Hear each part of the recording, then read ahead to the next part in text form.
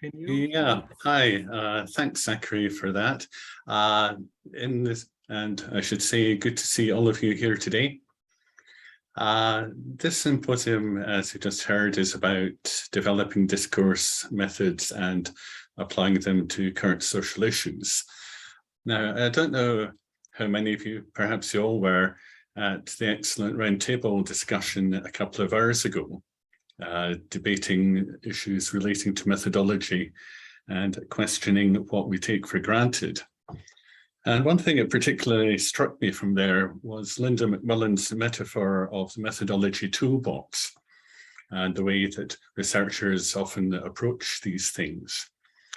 And I guess the argument that we'll be running for the symposium is sort of the opposite of that, that rather than seeing methodology as offering tools that can be readily taken up and thereafter used, that the questions that arise in current society often demand of us that we develop or at least innovate with methods in order to try and answer the questions that we see as being important. And that is going to be the theme of the three papers that you will hear now. We'll start with Abigail Locke from Keele University, who will be looking at parenting cultures and parenting ideologies. After that, Rahul Sambaraju from Trinity College Dublin will be looking at racist talk on Twitter and how that could be challenged. And after that, I will conclude by looking at talk from psychotherapy group and how can we make sense of that changing over the course of a number of sessions. We hope to leave some time at the end for questions, discussions, and you can let us know what you think of the arguments at that point. So we'll at this stage hand over to Abigail to start us off. That's great. Thanks, Chris, and welcome everyone. Right, let me just share my screen. Excellent. Okay, thanks everyone. So it's really lovely to come and speak to you today. So I'm going to be giving a bit more of an overview really of the kind of research work that I've been doing for the last few years and the methodology that I've sort of adapted to apply to that. So my talk is applying critical discursive psychology to parenting cultures. Okay, so overview of the presentation then. So I'm going to do a few things today. I'm going to outline what contemporary parenting ideologies and parenting cultures look like. I'm going to, I was going to introduce, but actually this is a methodology that's being used by various people in various ways. But I'm going to consider what a critical discursive psychological perspective offers to the study in parenting cultures, particularly in this case, infant feeding, so baby-led weaning. The part of critical discursive psychology I'm actually going to present is a paper that I wrote a few years ago with Kirsty Budds, where we actually try to outline the stages of a CDP. Okay, so what is critical discursive psychology then? And it's kind of interesting really to know who's on the call and what their understanding of it is. From going back looking at critical discursive psychology, it appeared to be an issue proposed by Margaret Wetherell in 1998, actually in a response to Immanuel Shegloff in terms of kind of context and CA and everything else. It then was adapted more between herself and Nigel Edley over various years. And what they seemed to be doing was taking the kind of the original discourse analysis and interpretive repertoires and then trying to widen that out to be able to study kind of more macro cultural work. What I've tried to do with Kirsty Budds is to form, to create a form of discursive analysis that though was embodying principles from both this kind of wider conversation analytically inspired discursive psychology, which is what Wetherell and Edley didn't do, and then put it into more kind of post-structurist Foucauldian inspired DA. So it really is trying to create a hybrid methodology between these two discursive approaches. The reason that I really started doing that was I did my training actually at Loughborough University. So I trained as a hardcore discursive psychologist with Derek Edwards. And as I actually left that career and started kind of moving through my own academic career and working around parenting cultures and things like infant feeding and everything else, I felt like the real kind of micro interactional work wasn't quite getting to what I wanted. However, if I went to the bigger macro level food coding inspired DA, that also didn't get to be kind of the way that knowledge was being constructed interactually between people. So hence, I felt that a hybrid approach really was the way forward. Okay, so I'm just going to apply this now to parenting cultures. Okay, so what do I mean then by parenting cultures? So obviously I feel like I'm living and breathing this in my research, but I would presume that most of the audience won't know what it is. I always like, when I'm talking in presentations, I always like to actually give a quote from a British newspaper on this. It kind of really explains what parenting cultures look like. So this says, anyone currently caught up in the maelstrom of parenting a small child in the UK will be acquainted with the shibboleths of contemporary maternal culture: natural pregnancy, natural birth, postpartum bonding fostered by plenty of skin-to-skin contact, baby-led weaning, baby wearing, co-sleeping, and above all, on-demand breastfeeding at least to the age of 2, as recommended by the World Health Organization. It takes a lot of nerve for a new mother to defy these recommendations. Okay, so this article in the newspaper really lists most of the things that we actually see. But for any new parents, they literally have pressures from all of these different things of the kind of the behaviors that they should be operating in, and kind of the parenting displays that they need. This then actually ties into parenting culture studies. So there are quite a few academic texts written on this. I think as well, this is obviously a qualitative psychology conference. I'm a psychologist, but I actually find that I work in a really interdisciplinary way. So I'm really happy to speak to a whole load of colleagues across the disciplines. And I think you'll really see this reflected here when you look at parenting culture studies. So there are a variety of works on this. But the key study really that kicked it all off was Sharon Hayes' work. So Sharon Hayes is an American sociologist, and in 1996, she published a book called The Cultural Contradictions of Motherhood. Now, she talks about many things in this book, but the key point that people take away is absolutely across parenting culture studies is the idea that contemporary parenting culture is regarded as being intensive. So for Hayes, then, she constructed contemporary motherhood as being so intensive that despite all the other roles that a mother has to display, so you see on the cover of the book here, we've got a mum holding a baby. We've also got a kind of, dressed as a power dressed as a career woman.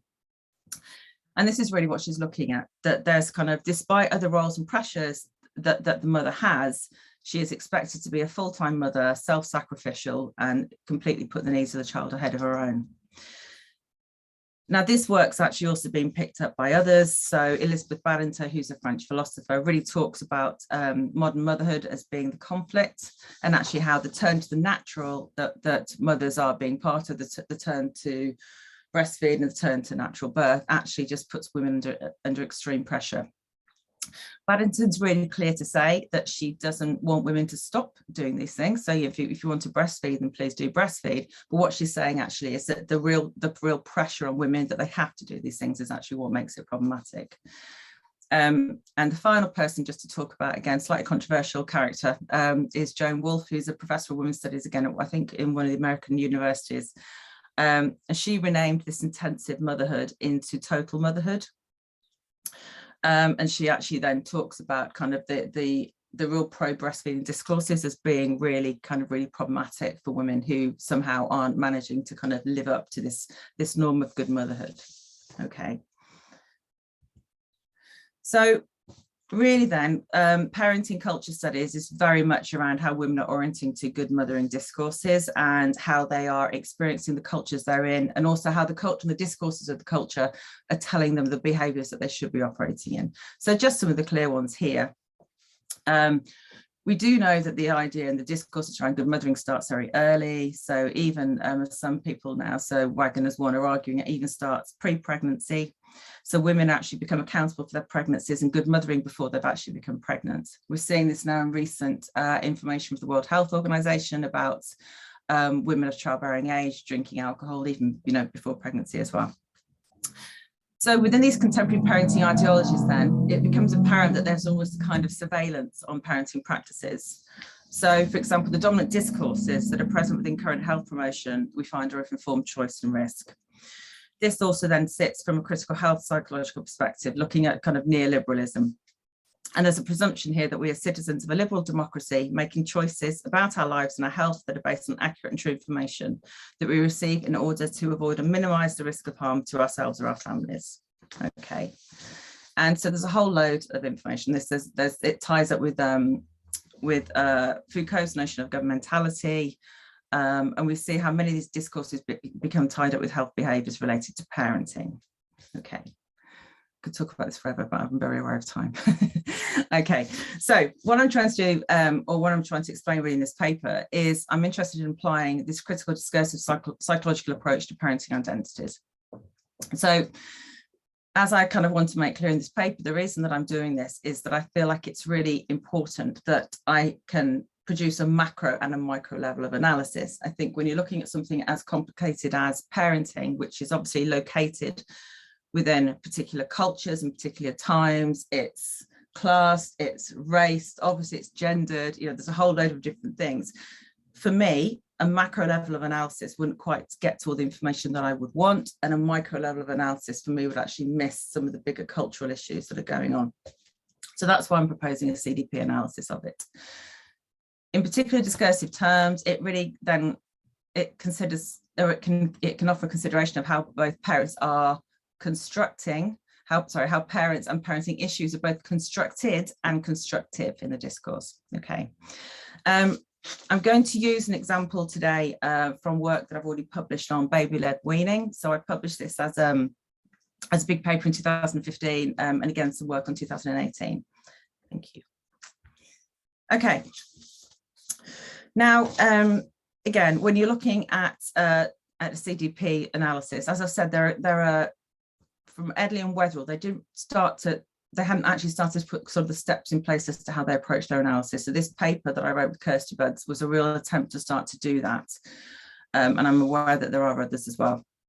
But we proposed 6 steps. We kind of took a step back from the research analysis that we typically do, and then really started to break it down. And what are we doing at each step in this?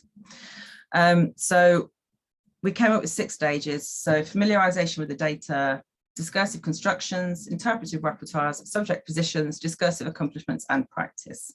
And again, I think here you can start to see actually how a typical Foucauldian discursive analysis or post-structuralist discursive analysis would then start to feed into a more kind of, dare I say, Edwards and Potter discursive psychology. So discursive construction, well, actually stages 1 and 2 are actually stages that can fit across both discursive psychology and Foucauldian.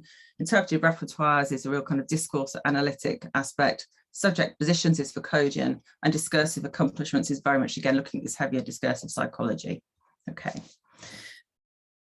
Right. What I intend to do now is just to pull up an extract of data and just start to show you the way that I feel that these stages are working across it. Okay, so a work example then from baby-led weaning. Obviously, I have about, I think, 16, 17 minutes to talk in total today. So I've picked one extract. So I'm going to try and do not all the stages across it, but try and give you a real sense of some of the stages across it. So I'll read the extract first, and then I'm going to step in from stage 2 onwards in my analysis. Okay, so this is from The Guardian. It's a UK-based paper from 2012. And this says, babies may know best when it comes to their future health. According to researchers who found that infants who have more choice over what they eat may be less overweight than their spoon-fed counterparts. Allowing infants to feed themselves from a selection of finger foods from the start of weaning, rather than being fed purees, may help them regulate their intake. Okay.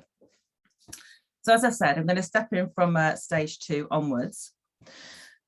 So in this extract then, I mean, I think there are lots of things going on in it, but in this extract, we can see that there's an idea of an agentive child being constructed. Okay, so the baby isn't just a baby sitting there as a blank state. They have some choice over what they eat. Okay, so we're told that babies know best with respect to their future health, and this is determined by them having choice over their eating. This is then contrasted with traditional feeding methods, leading to children learning to self-regulate their food intake. The analysis then moves beyond these constructions to see how baby-led weaning is constructing the child as agentive in their feeding behaviours. And the newspaper report notes how the child is given a selection of foods, and they will then choose what they choose to explore and eat. This ability for a child, or in this case of a baby, to self-regulate is portrayed as something that is inherent in the baby as natural from birth through self-regulating their milk feeds, but becomes lost through the practice of spoon feeding in the weaning process. Okay, Moving this now to stage 4, looking at subject positions. As we saw in stage 3, some of the interpretive repertoires in operation around baby-led weaning are around the repertoire of the agentive child. We're also aware from the substantial research literature around identities that mothers are themselves orienting as good mothers in their parenting practices. Therefore, if we consider that there is a subject position of the good mother at work here, we can consider that with respect to the agentive child, we can consider that with respect to the agentive child repertoire. So the work here is the way is demonstrated is that the data sets of baby-led weaning has been the informed choice to make for a good parent. Therefore, it follows that if you're adopting good parenting practices, then you would make the decision to baby-led wean. Okay, I can see something in the chat, but I haven't got time to read it. How am I doing on time? Is that what the comment is on the chat? That's fine. I'm going to keep talking. Okay, moving on now to stage 5 and kind of moving on to kind of the discursive psychological perspective. The word best here is an example of an extreme case formulation. So looking at the work of Anita Pomerantz and others. Extreme case formulations work to bolster the strength and validity of the account. In this case, further persuading that baby-led weaning is the weaning method to adopt. There is a contrast noted here between the two categories of feeding behaviour, from those who are weaned in a baby-led fashion and those who are spoon-fed. So here the categories again are being constructed and built up with types of behaviour that fit within them, such as fussy, less fussy, convenient, less convenient, regulating intake, being spoon-fed, and so on. And the types of categories that are constructed here set up binaries that are working alongside a wider positioning of the good mother who would make the informed choice to adopt baby-led weaning. Note here also the softening use of may throughout the piece on the article's strong agentive and extremely formulated claims. So, as I know elsewhere, the construction of baby-led weaning as the informed choice is reflective of both wider considerations of contemporary parenting cultures and neoliberal approaches to health promotion, which operate on a system of informed choice and risk. So in the very final stage then of the CDP, we're able to put together the analytic jigsaw to demonstrate what the CDP approach offers to the study of infant feeding. We can see that it has enabled a more in-depth consideration of the discourse around infant feeding decisions, setting these within wider contexts, such as contemporary parenting ideologies. And by doing so, we begin to offer insights into how choices are both presented to parents and made by them. Okay, and I think I've just said the same thing there. So thank you very much. And any questions, because I think I'm out of time.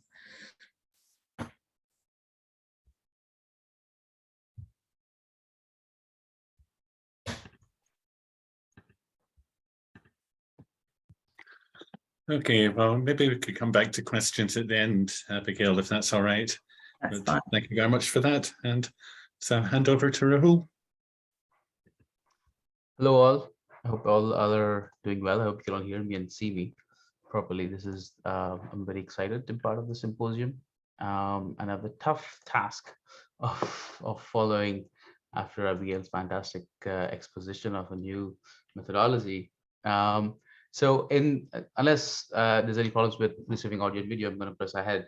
So thank you all for being here. And I hope we can talk a bit more about how methodological innovation needs to happen given the types of data, types of issues that we're dealing with.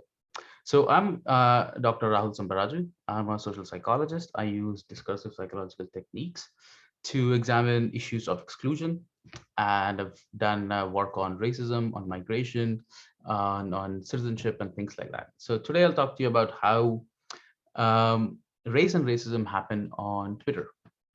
So I'll start with, we'll start with an example to see what kind of phenomena we're dealing with and why it might be a type of phenomena that needs a bit of fine-tuning or tweaking of methodological apparatus. Then very briefly, because time is precious, we'll deal with literature on previous work on race and complaints and so on and so forth. Then we'll look at how complaints are made about racism on Twitter. Then we'll look at how responses to these complaints are made, and then hopefully we'll end with some conclusions. So here's what the data that I'm looking at look like. I hope you can see me. So what you see in front of us is a complaint. So this is the complaint, right, by one person tweeting, and these are the responses to the complaint, right? Now, this is how. So if any of us were to log on Twitter and we see and we see tweets, We only see the first bit. But if you click on it, then this is the view we get. Now, of course, for the participants who are involved in that, right, they see a different view. So this is how, let's say, an interested but not extremely research motivated, but it's someone who's in between those positions, wants to get a handle on what's happening on Twitter. This is what they will see. So this is the type of data that I'm looking at, and the phenomenon, of course, is prejudice or racial prejudice, which we all know is a pressing social concern. So in psychology, in many ways, an accepted definition of prejudice is dislike of others who have a different category membership to us, and this is, it could be based on race, on gender, sex, age, abilities, nationality, so on and so forth. In many ways, prejudice implicates a relationship which is problematic between self and the other, and this could be, you could have a wide range of manifestations. For discursive researchers, because we're interested in talk and text, what we focus on is how these others are described. So you will have descriptions that offer very problematic views of others, of Black people, for example, or immigrants or women. Now, a problem with giving those descriptions is that the speaker, might be seen as prejudiced or bigoted, and therefore irrational, and therefore they may not be taken seriously.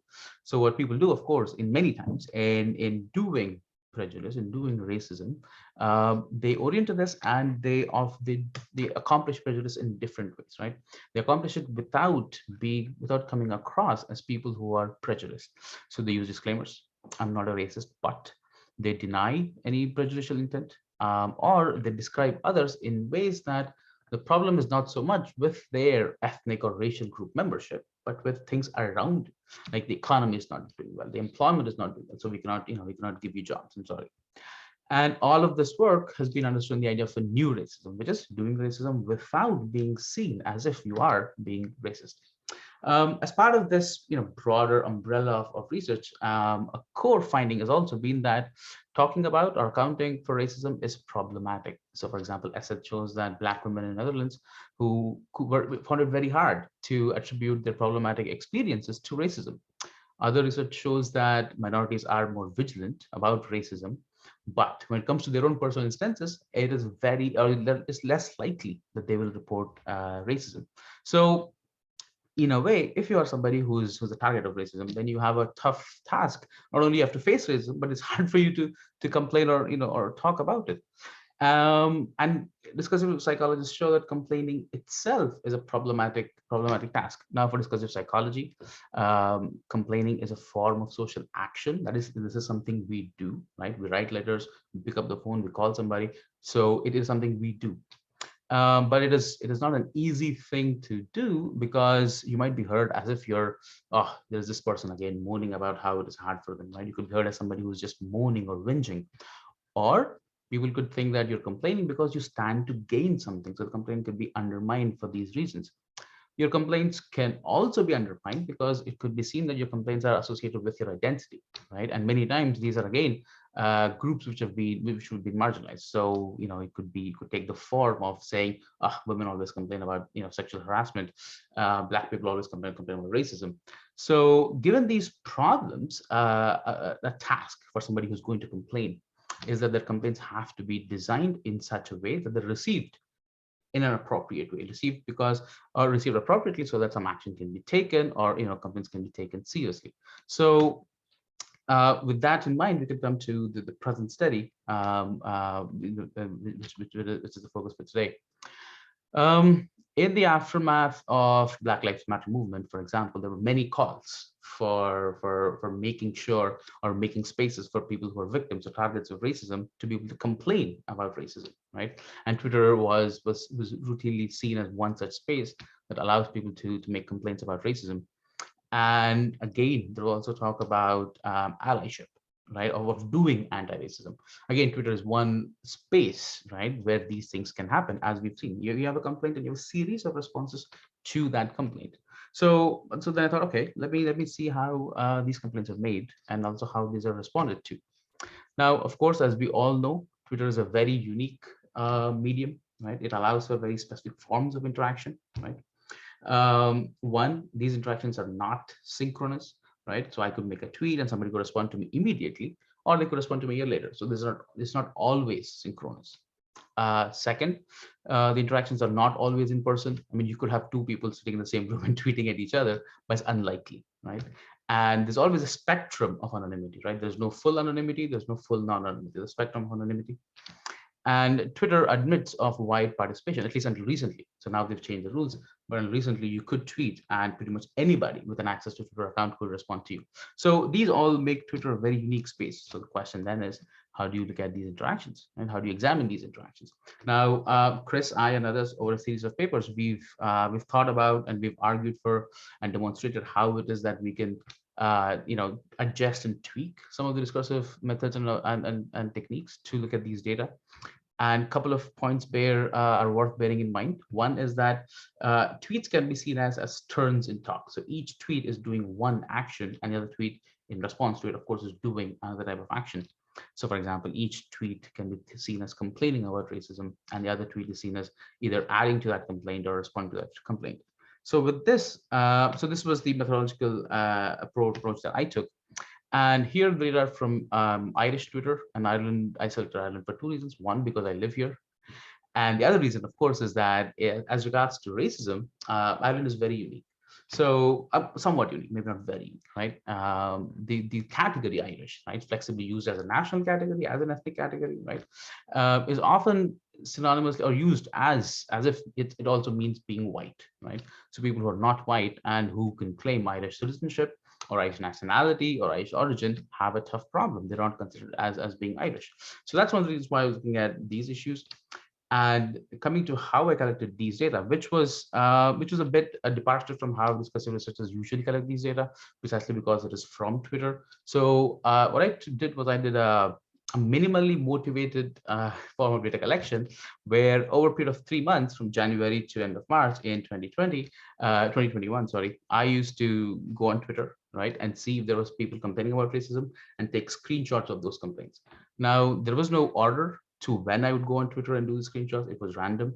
And the reason I did that was to emulate how non-motivated researchers who may be interested in racism might see how racism takes place on Irish Twitter. And here I looked at people who are more public facing in Ireland, who are more of the public figures. And the reason being that these responses or their complaints about racism would receive more responses. So someone like me complain, nobody would care, right? But others people, then yes. So given all of this, let's look at some of the complaints. So here is a complaint by Bashir. Bashir is an assistant professor of law in Ireland. And so his complaint looks like this, right? So of course, here is in many ways the complaint, let's say. I'm Irish, but the Irish don't know that I'm Irish. So his complaint is his category, his claims to category are not recognized by those who, can make those judgments. Here's a link to an article, a screenshot of the article, and is a caption to the article. The screenshot also is a photo of himself, and Bashir is visibly black, right? So that's a way of doing self-categorization of somebody who's black. So as a package, right, you get the idea. It's not just me making the claims, as we will see. Others also orient this in that way. So as a package, we see it as Bashir making the claim that because he's black, he's not considered as somebody who's Irish. Here is another complaint. Hazel Shu, she's a mayor of London, right? She's of Chinese heritage. And here she's putting screenshots of two tweets that were tweeted at her, both of which offer very problematic descriptions of her children and very, very severely bad descriptions of her children.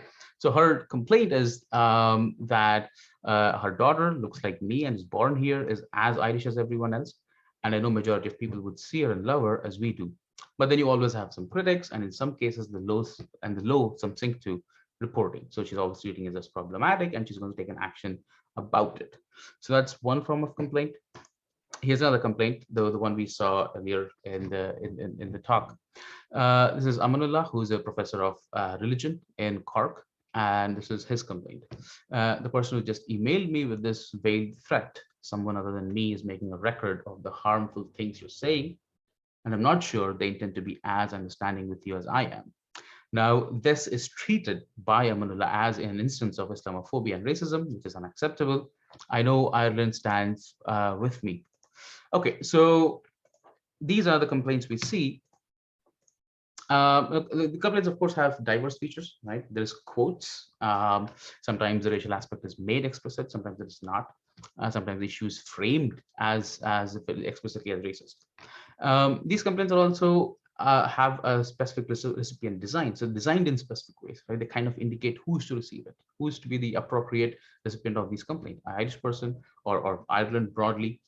And it also frames the form of response that is to be expected, right? An acceptance of the complaint, solidarity with someone who's target, or addressing belonging. Now, these complaints are also identity salient because they all make relevant the identities of somebody who's being targeted because of their Irishness or the purported lack of it. So let's see how the responses shape up. So this is the tweet from Amanullah about him being being target of Islamophobia and racism. So here, as part of the complaint is indication that I know Ireland stands with me, and the response is solidarity, Aman, stay strong. Another response, again, same tweet, response, solidarity, Aman, we stand with you. So in both these cases, of course, it's not only the action that is part of the complaint done, but it's also done in a way to say that we have the right to do so. Here, there's a repair to what the complaint about aspect is. So the complainer here is Denise Kayla, who's a musician, and although we don't have access to what she treats as a problem, she characterizes this particular problematic description or attack on her, let's say, as something that is about her work. So she's proud that the work causes chaos in the heart of races. She's proud the work encourages the vulnerable. Now, again, response is giving the alternative characterization of what somebody else would have said about her work, saying, for example, that Ansho is an absolute bop. Ansho is a song that she's very famous for. Other respondent saying, agreed, amazing lyrics too. Here is Bashir's complaint that we saw earlier, saying I'm Irish, but the Irish don't know that I'm Irish. So in response, somebody else first makes a claims to being somebody who can be Irish person, was born and raised in Ireland, and you're Irish. And they also do what the tweet in a way indicates or expects the response to be. Again, Bashir saying I'm Irish, but the Irish don't know what I'm Irish. In response, a respondent saying you are Irish to me, and we are lucky to have you. Again, producing these responses from a position of being Irish themselves. Now, of course, it's not the case that everybody's so nice and everybody does what the complaints are responded, are set up as responses, but yeah. So just 2 minutes there. So, but of course, people also challenge those complaints, right, and produce more problematic positions for the person who's doing a complaint. So again, here is Bashir's complaint and a response. Remarkable guy, still not Irish though. So, okay, so what we see then is that complaints that are made, they set up specific forms of responses, right? Saying such as they want response from somebody who's Irish, or they expect solidarity or condemnation of others, right? So complaints then can also be seen as orienting to achieving anti-racism. In that, complaints do also have some power, right? They're expecting, they're kind of prescribing what action should happen. And of course, most of these complaints deal with racism and exclusion. Now, similarly, responses are also drafted to fit with the complaint. They deal with what type of redressal is important here. Is it solidarity, right? Who should do it, Irish person or somebody else? And they all address issues of what it means to be non-white in Ireland. So the responses as recipients, somebody makes the claim that they're Irish and therefore they have the right to respond to the complaint. They seek to perform anti-racism. So when you see these series of responses happening and all of these doing what the complaint expects them to do, there's a performative aspect of doing anti-racism. So one of the things some of the few things that we can conclude from what we've seen today is that complaints are a way to generate specific forms of anti-racist responses, right? Doing solidarity, doing inclusion, so on and so forth. And in doing that, social media is seen by people, is oriented to by people as a place where anti-racism can be performed. And of course, discursive psychology with some changes to its established methodological canon can allow us to look at these phenomena in this particular way. So I'm going to stop here, and I hope I didn't run out of time too much.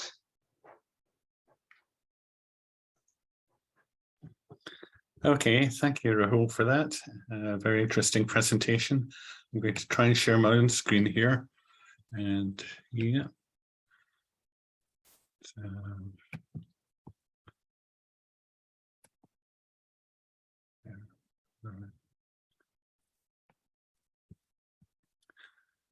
Okay, what I want to talk about is a study that arises out of a question that was put to me a few years ago by a local manager of a voluntary sector project in Edinburgh, Scotland.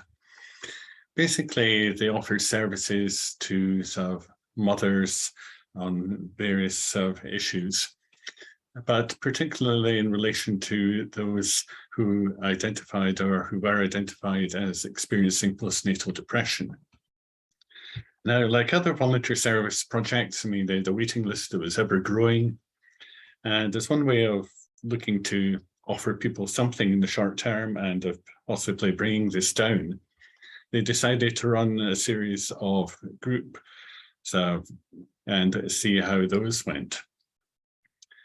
So the question that's put to me was, we think that these groups are working well, but we don't really have any evidence for that beyond anecdotal stuff. Is there anywhere in the group processes themselves where you might see things changing for the mothers? And I thought, one, what great question that is. I mean, that is real world stuff. I mean, that's very important. It's exactly the sort of thing you'd like to know. And second, I have a clue what the answer is. So I mean, it's something that's worth looking at, but let's see what comes from there. So the aim of the study then was the one that you see in front of you, to examine if and how therapeutic change can be seen over the interactions occurring in a psychotherapeutic group. Now, in looking at these data, I mean, you're unlikely to find a eureka moment where people suddenly say everything's gone from darkness to sweetness and light. I mean, therapy doesn't work like that, at least in the main. So what we needed was an approach that would pick out the nuances of what was happening in the group. And for this, turn to conversation analysis. And one of the many famous sayings of Harvey Sachs, that there will be order at all points. That if you look closely enough at the data in the group, then you'll be able to find some sort of order somewhere if you look closely enough. This, however, itself brought problems in that conversation analysis obviously involves detail. I mean, that's what it's all about. And things are going to change moment to moment. So if you're looking across a group that runs in different sessions across the space of 6 weeks, then that becomes particularly challenging. I mean, how do you sort out what's relevant therapeutically from what isn't? And it also becomes problematic in a group context. I mean, for instance, if you come across an interaction involving 2 group members, is that sufficiently similar to an interaction involving a therapist and 1 group member, or is it different? Or, I mean, how do you treat all these things? So these were the sort of problems that we were coming up against. There's some detail about where the data come from, a group involving 5 mothers and facilitated by a fully qualified psychotherapist. There are the mothers ranged between 29 and 38 years, babies ranged from 3 months to 9 months. They're all first-time mothers. Sessions lasted approximately 1 hour 1 hour at a time. And the researchers weren't present. I mean, the therapist would start the recorder going at the beginning of the session and switch it off at the end, and then pass the data on to be looked at. So today, what I want to do is, I mean, this involved a number of false starts, I mean, as you might reasonably expect. But eventually we discovered that there was a lot going on that we did feel we could point to as changing over the course of the sessions. And what I want to do today is to share with you 2 features in particular. That's the exchange. I won't read all of this out at the moment due to time, but I will come back to the relevant bits as we go along. So 2 features that I want to look at are, one, what I've called here distancing talk, and secondly, the issue of sequential organization. Now, in a group for people with depression of any sort, it's not altogether surprising you'll find distancing talk. I mean, that's one of the recurrent features across the literature. But from a CA perspective, I mean, what is interesting is to look at the specifics of how this is played out. And here in the early stages of the group, it was evident in 4 particular ways. That there's a lot of delay and repaired responses, a lot of matter-of-fact references, some laughter, which you wouldn't necessarily expect when people are talking about depression, and use of reported speech. So I'll quickly offer you instances of each of these. If we look at this, which comes from session 2, you'll see it starts off with a question from the therapist. I didn't get a sense of nobody actually sitting down and asking how you're feeling, what's going on for you. A notable pause. Julie starts, no, another pause, the first thing that happened. Now, Julie's no, me relating to a therapist's question in negative signals agreement with that. But this is already marked as being problematic. You see the pause between the therapist's turn and Julie's. The initial no is followed by another pause, and then repair, and goes off on a topic different to that of the question. How are you feeling the first thing that happened? So this is signaled as being problematic from the start. And as Julie continues, you see these quasi-objective references and so matter-of-fact stuff.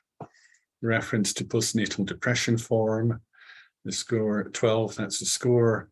I failed my postnatal depression script test. So it lends it a sort of semi-objective quality that isn't reliant upon Julie and personal experience. We have the laughter coming in at line 9. Now, what Julie is telling you here is not presumably presented to be treated as a joke. And what Gail Jefferson tells us is that when you get laughter in sequences such as these, then what it often indicates is that it's a sequence of troubles telling, that the speaker is telling of troubles that she or he has experienced. Laughter indicates that they're not being totally overwhelmed by those and are somehow managing despite the difficulties that they are narrating. But what is also particularly interesting are these bits highlighted here. So where Julie, in describing what happened, it gives you first what is presented as the verbatim account of the midwife that came to see her and the way that she responded to it, both at lines 7 to 9 and at lines 11 to 14. So you're getting the reported speech from the interaction as it unfolded. Now, what this is doing, I would suggest, following Butley's work on reported speech, is that it's designed to place the people hearing this in the position of witnesses to the event. It is as if you're actually standing there hearing it happen at the time. It's not reliant on Julie's memory and subsequent reporting of it, but it gives it a further objective quality. Therefore, it too serves to distance Julie from the actual account and the description that she's providing. So all of these features together is the delayed start and repair, the semi-objective references, the laughter and the reported speech, all add up to give this a sort of distancing quality that Julie isn't personally reporting her feelings at that time. The other thing to point out is if you look at the sequential organization of this, the turn-taking is very formulaic. If you look at the turn-taking here, it feels almost like a game of ping pong. Therapist Julie, therapist Julie, therapist Julie, then eventually one of the others, Anna, comes in with a minimal contribution in the end. That the therapist basically is the person directing the interaction. She selects Julie as the next speaker, And following Anders' intervention, there was then sort of another pause, and the therapist directed it to one of the other group members. So there were another 4 people there who could have come in and contributed. They didn't do so into getting this sort of structure played out time and time again. And you see this summed up in the upshot at the end. Truly, I guess it is pretty bad, isn't it, where she asks a tag question that might be seen or heard as looking to elicit support, and what you get in response is a minimal yeah.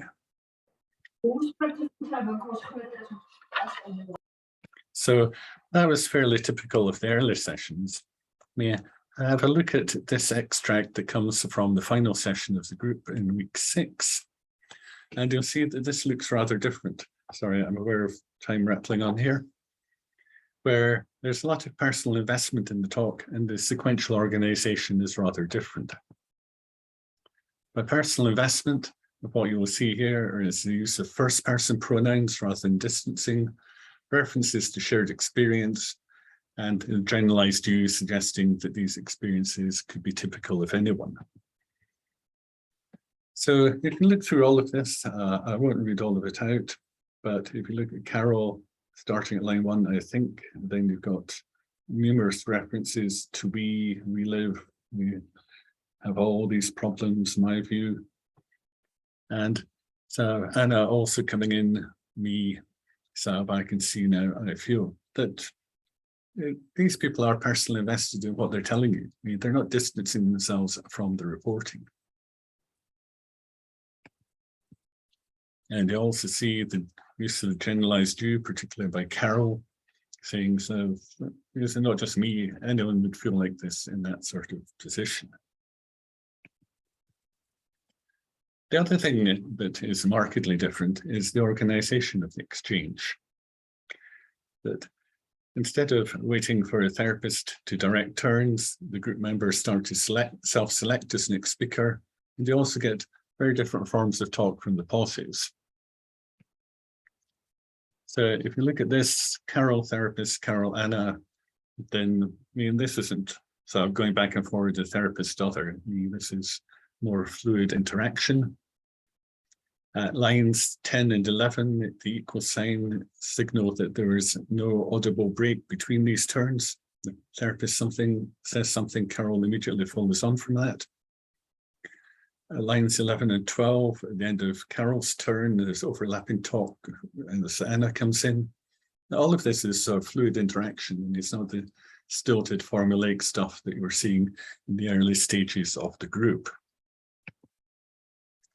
So there's personal collective investment in this. The organization has changed markedly. And you see this particularly in these instances here. Carol, at line 2, we all have been slightly failed by a system, which can be heard as a sort of slight negative assessment, and becomes taken up by Anna at line 13. It's such a shock. But also, if you look at Carol's description at line 4 of living in the dark ages, then Anna picks up on that at line 18. And indeed, that is the upshot to her turn, giving it particular emphasis. So you've got upgraded assessment, you've got the initial assessment, which is reformulated at the upshot. And these, I would argue, point to clear evidence of the changes that have occurred over the sessions within the group. So very briefly, the argument in terms of methods are these: the changes that are evident in the group discussions. You don't need to look beyond that for any extra discursive evidence. They're showing you, they're displaying it in what they're doing.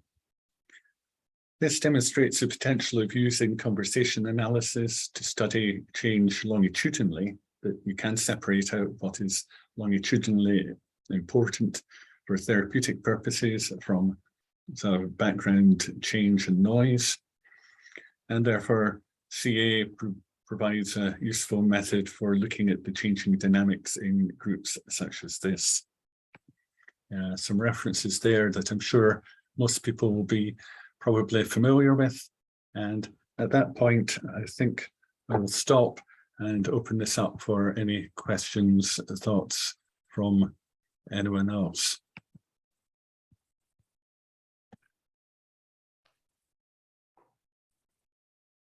Looks like we have a question in the chat. Yes. Would you like me to read it, or do you want to? Sorry, just going into chat now to have a look at it.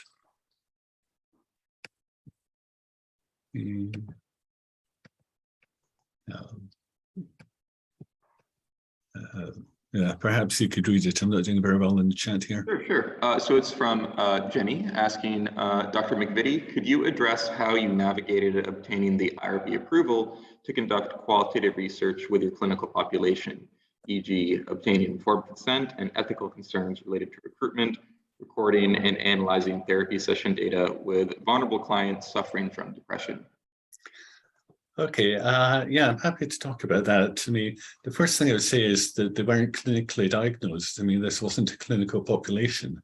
I mean, this was a third sector agency. So the people either had self-referred saying, so I think I need some help here, or something to that effect, or it had been suggested to them by a midwife or a health visitor or someone similar. So it wasn't a clinical population as such. In terms of ethics, what the therapist said to people was standardized information that we provided in terms of what the aims of the study were, the research, and so on. But it was made clear to them that it's our usual ethical practice. They had every right not to consent to take part in that, to withdraw at any point, that didn't affect in any way their participation in the group. I mean, if they said they don't want to participate, we just ditch the idea of that group, and therefore the therapy would continue on regardless. But they all were happy to provide informed consent on that basis. Yeah, so that, unless there's more you want me to say about that. Does that answer the question?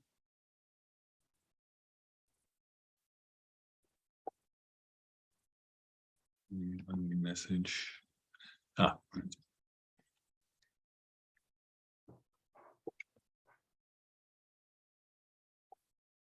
Yeah, so I mean, they hadn't been diagnosed with depression. I mean, they went along and said, I feel depressed, or I feel low, or something similar.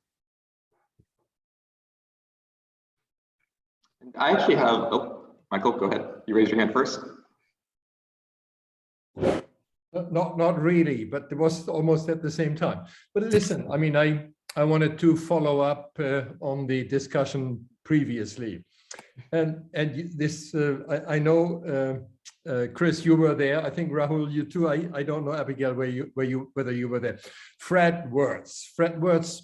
The way I heard him is possibly different from what he actually said, because he said, I think, the approach, the discursive approach that you and I share, emphasizes language, something along those lines. But the way I heard him, of course, is it's only or just language, right? And I think it was also contrasting with the construction of experience to some degree, at least. So I would like to ask you, how would you counter that, or what is the right response here? I'm not sure there is a right response. I think that's the first point I would make. I take Fred's point, but I guess I don't speak for Rahul or Abigail, but I would class myself as a relativist in Fred's terms. And I think, well, okay, different people see things in different ways. I mean, Fred sees the study of phenomenology and experience as primary, fair enough. But I mean, for me, it's our language. I mean, is the site of inquiry. That if you want to access people's accounts of experience, then they're going to have to convey these through language, and therefore language is the obvious place to start. I mean, in my view, I accept others will differ, I mean, I don't say that's the only answer, but it would be mine. I agree. Hello all. I mean, and if anything, to add to that, we can say that whatever the experience is, the individual themselves will have a different version of that experience over time or over context and so on and so forth. So it's not, I don't know how what it means to think of achieve at an experience and to take that experience as the experience for an individual.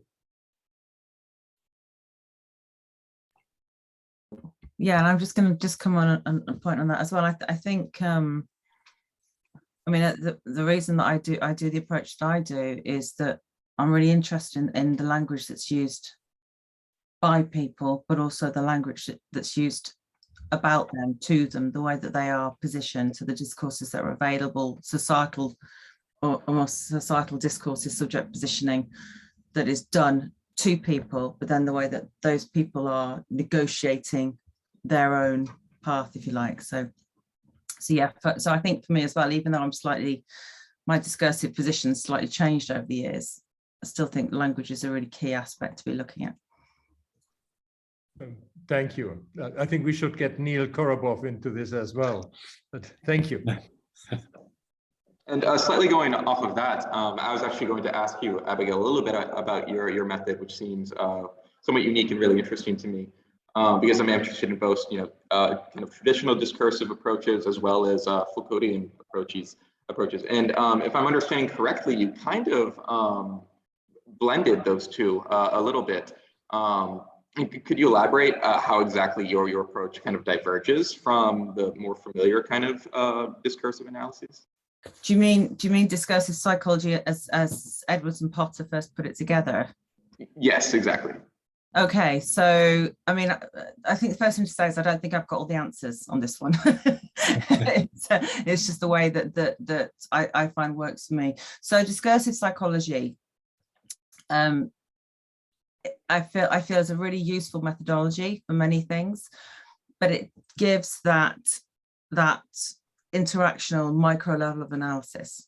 Okay, so I mean, again, obviously everyone around the table knows that.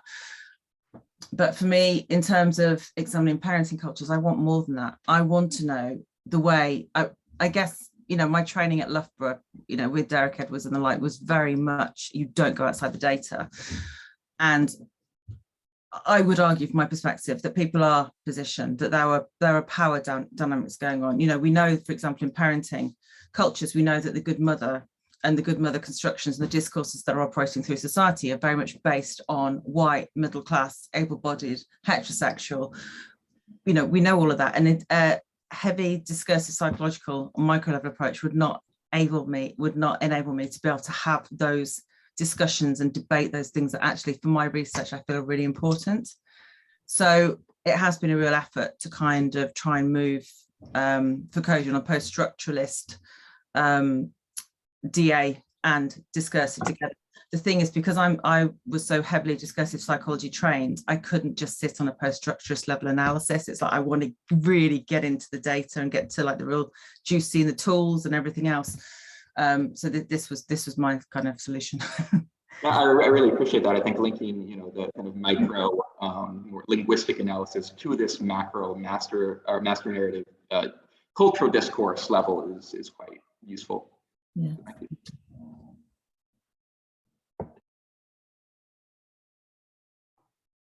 If I can add one thing, I think it is often misunderstood as a linguistic analysis, but it is an analysis of language in interaction. So it is the analysis of what people do, and it is also always embodied. Yeah, so the analysis of embodied action is at the core here, and I feel this is often very misunderstood by qualitative psychologists. Yeah, I would agree with you there. I see one hand up. I don't know if it's part of the question or there's a few hands up actually. There's also a question in the chat from Heidi Levitt, I can see. I think we have time for one last question before we move on to the video session. So call on Heidi. So Heidi asked, it occurs to me that the therapeutic conversational analysis could lead to the development of a process measure. Do you think that these analyses could be used to develop such a measure? That's an interesting question. As a qualitative psychologist, I mean, I don't see the development as a measure as being particularly important. I mean, for the therapists that initially asked the question, I mean, the findings were presented in terms of being indicators of change, not expecting a therapist in situ to sort of pick up on every sort of delay in conversation or anything else, but there are enough indicators there that the dynamics are changing over the period, and therefore I would hope that that would be sort of valuable to them in going forward. I mean, in terms of measure, yeah, that's for others if they want to go down that line, but sort of, yeah, it feels too quantitative for my taste, I think. I see Michael more or less agreeing with me. But...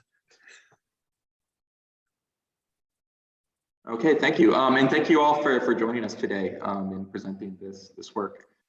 I think it's sort of